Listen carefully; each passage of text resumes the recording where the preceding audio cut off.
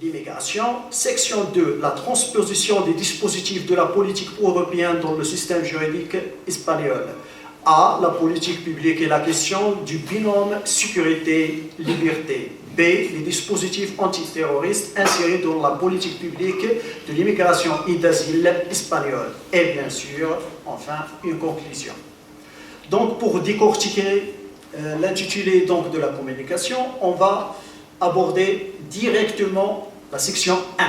Le terrorisme et une construction sociopolitique. Qu'est-ce qu'on entend par une construction sociopolitique? Bref, donc, un combattant pour moi est un terroriste pour toi, et vice-versa. Un terroriste pour toi est un combattant pour moi. C'est-à-dire que la société, c'est elle qui fait le terrorisme, donc, dans le système de pensée, donc, sociétal. Qu'est-ce qu'on entend par le migrant international? Le migrant international est défini comme étant toute personne qui change son pays de résidence habituel. Donc, le pays de résidence habituel d'une personne est celui dans lequel la personne vit, c'est-à-dire le pays dans lequel la personne a un endroit pour vivre, où il passe normalement la période quotidienne de son repos, pas nécessairement celui dont il porte la nationalité. Donc, le migrant international, on a dit une personne. Pourquoi une personne et non un individu? Donc, lorsqu'on dit une personne, donc on fait appel ici à la linguistique. Donc, la langue française et les approches sociologiques et psychologiques. Lorsqu'on dit une personne, on fait appel à la question de la relation, c'est-à-dire le sociologique, c'est-à-dire le personne, il vit, il baigne dans une société. C'est pour cela on dit une personne, c'est-à-dire on fait référence, on fait appel au relationnel. Lorsqu'on dit un individu, on fait appel à tout ce qui est psychologique, c'est-à-dire le schème psychologique, c'est-à-dire le conflit des instances psychiques de l'homme, c'est-à-dire le ça, le moi et le surmoi. Donc, le migrant international peut être un terroriste, si oui. Il peut être un terroriste, si oui. Donc, le constat, il est là. Donc, des immigrants perpètrent donc des attentats terroristes dans l'Union européenne. Pourquoi on a un terroriste? Donc, la question qui soulève, pourquoi le migrant à ce penchant vers le terrorisme. Donc la question qui est très importante, au cours des intervenants, ils ont déjà évoqué, c'est la question de l'identité. Est-ce que le migrant est bien intégré? Donc il y a des politiques, donc derrière les mots, il y a toujours des idées et des projets. Donc la France a passé de l'assimilation à l'inclusion, à l'insertion, et aujourd'hui on parle de l'intégration. Est-ce que le migrant international est bien intégré dans l'Union européenne? Donc c'est une question que les politiques publiques consacrées à l'intégration, l'insertion en Europe, est-ce qu'elles répondent mieux à l'intégration d'un immigrant? Donc on passe à le terrorisme. Qu'est-ce qu'on entend par terrorisme? Terrorisme, lorsqu'on parle de terrorisme, il vient à l'esprit le terrorisme collectif. C'est-à-dire, qu'est-ce qu'on entend par un terroriste ou le terrorisme collectif? Le terrorisme collectif, il est tout à fait différent de le terrorisme individuel. Sur quel plan? Donc le terrorisme individuel, il est synonyme donc de loup solitaire. Mais il y a bien évidemment une nuance entre les deux. Qu'est-ce qu'on entend par un loup solitaire? Un loup solitaire, il y a 3 cas.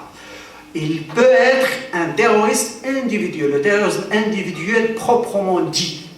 Je vais le discuter après. Il y a le terroriste tactique individuel et il y a le terroriste qu'on appelle le loup solitaire proprement dit. B. L'articulation entre le terrorisme et l'immigration. Quelle articulation? Donc, l'introduction de dispositifs de liste antiterroriste dans les lois migratoires et d'asile est le résultat de chevauchement de 2 phénomènes divers. Donc, ils sont des phénomènes sociaux. Donc, je vais décrire pourquoi on l'appelle des phénomènes sociaux, etc. Donc, le terrorisme et la migration.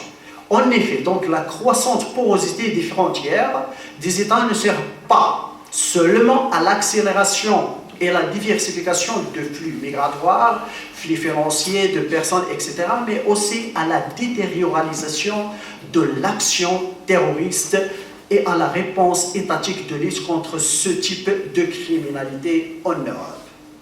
Donc la mondialisation, comme vous voyez dans le schéma, accélère des flux migratoires de par le monde.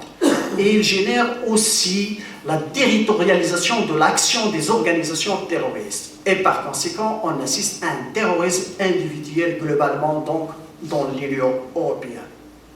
Pourquoi? La section 2.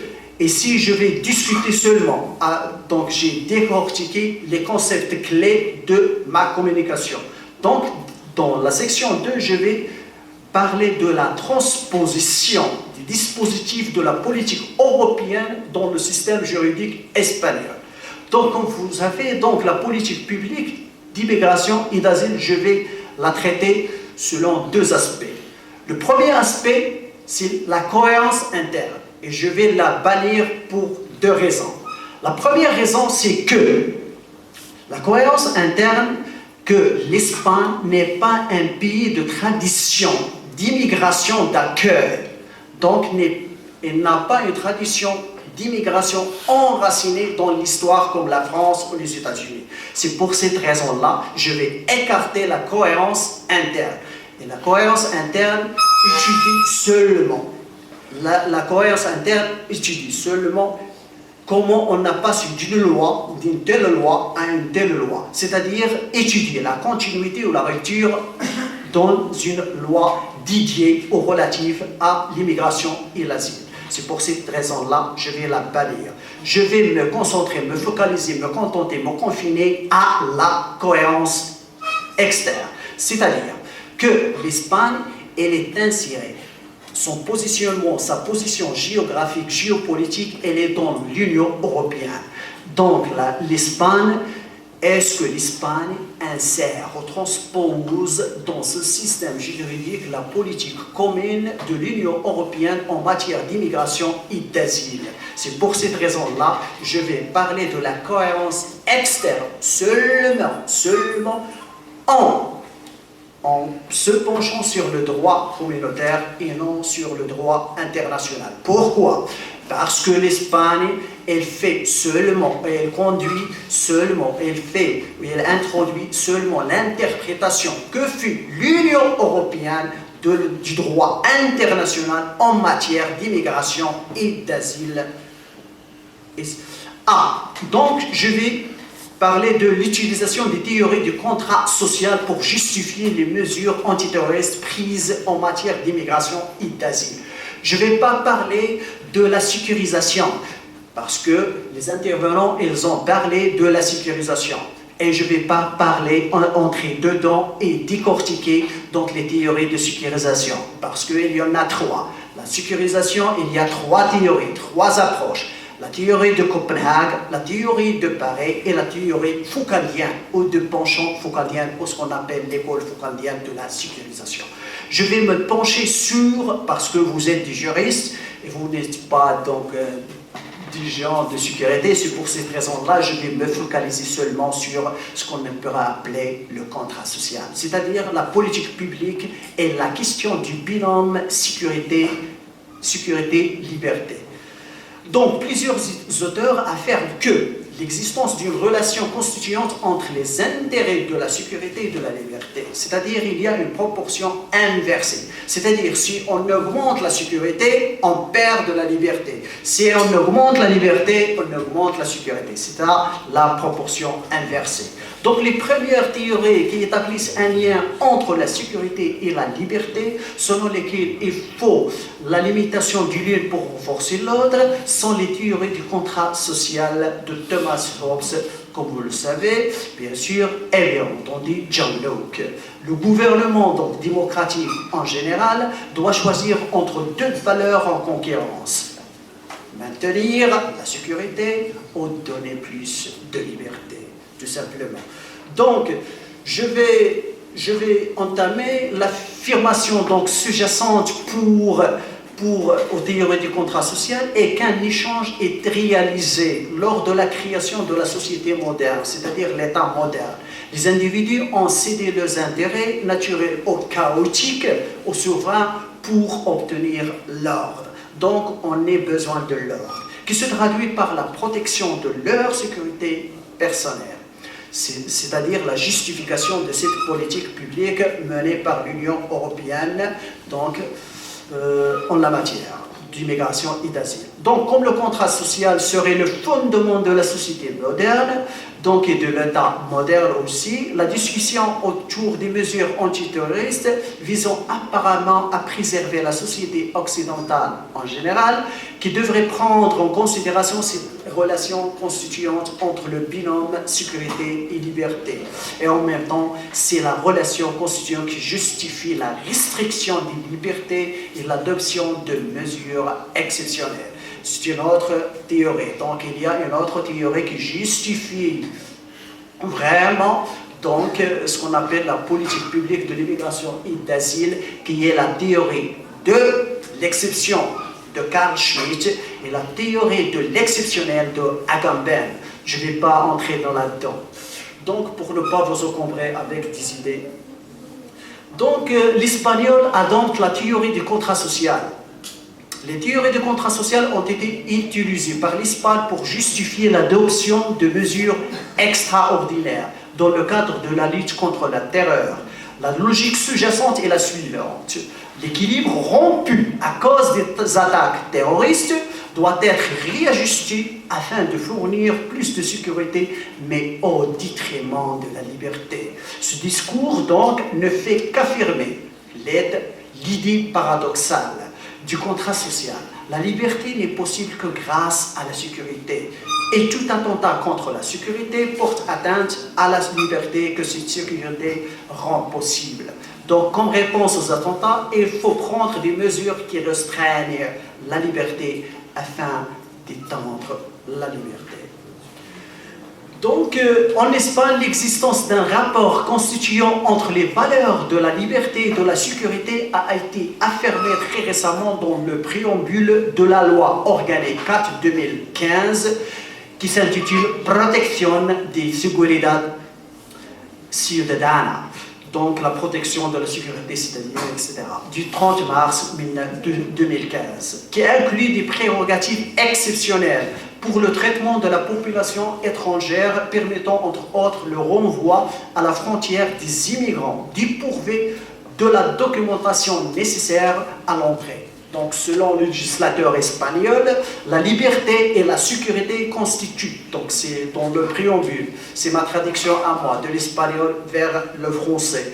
Donc, la liberté et la sécurité constituent un binôme clé pour le bon fonctionnement d'une société démocratique avancée. La sécurité était un instrument au service de la garantie des droits et libertés, non pas un but en soi. Donc, B.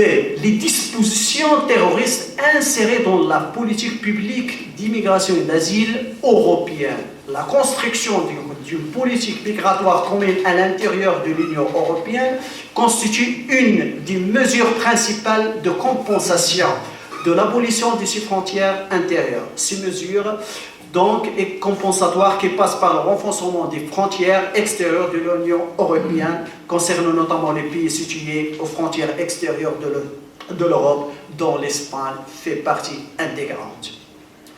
Donc je vais passer à... C'est ainsi que le processus de construction d'une politique migratoire commune a affecté de manière très évidente la création législative espagnole à l'égard de l'immigration. De ce fait, plusieurs dispositifs sécuritaires, y compris ceux visant de lutter contre le terrorisme, conçus au niveau européen, se trouvent aussi dans la loi migratoire espagnole, prouvent d'un rapport direct entre les deux sources du droit.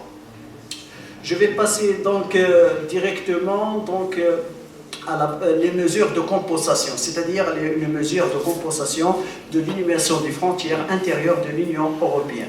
Donc se traduisent par une politique migratoire commune qui repose sur 3 axes. Le premier axe vise les normes relatives au traitement juste des ressortissants provenant de pays tiers en séjour légal. Le deuxième axe inclut les normes et les stratégies de contrôle de l'immigration, y compris le contrôle externe grâce à l'action de Frontex et la signature de traités avec des pays tiers. Les traités de réadmission, etc., comme l'Espagne a conclu un traité de réadmission avec le Maroc en 1992. Le troisième et dernier axe s'occupe de la création des systèmes de stockage de données personnelles des immigrants potentiels et réels, aide à l'application des normes migratoires dans toutes les étapes de la gestion du flux de ressortissants de pays tiers. Donc je vais passer directement au droit espagnol. Exige en outre qu'il n'existe donc le droit espagnol transpose quasi identique toutes les directives de l'Union européenne en matière de l'immigration et d'asile. Donc l'Espagne a transposé toutes les directives, la directive de qualification, la directive de retour, la directive de procédure et la directive d'accueil, donc qui sont, j'allais dire, le substrat naturel de cette politique commune de l'Union européenne. La conclusion, l'Espagne n'avait pas une tradition historique qui servait de base à l'introduction de ces dispositifs et jusqu'à présent il fait une faible reconnaissance du lien entre terrorisme et migration. Les dispositifs que l'Espagne a introduits dans son droit migratoire et d'asile afin de lutter contre le terrorisme sont cohérents avec la politique commune en matière d'immigration et d'asile. Ce droit européen incorpore dans le droit espagnol l'interprétation de l'Union européenne à l'égard des règles internationales sur le traitement des immigrés et les demandeurs d'asile et implique ainsi une certaine cohérence avec le droit international des dispositifs de lutte contre le terrorisme insérés dans le droit migratoire et d'asile espagnol. Et merci de votre attention.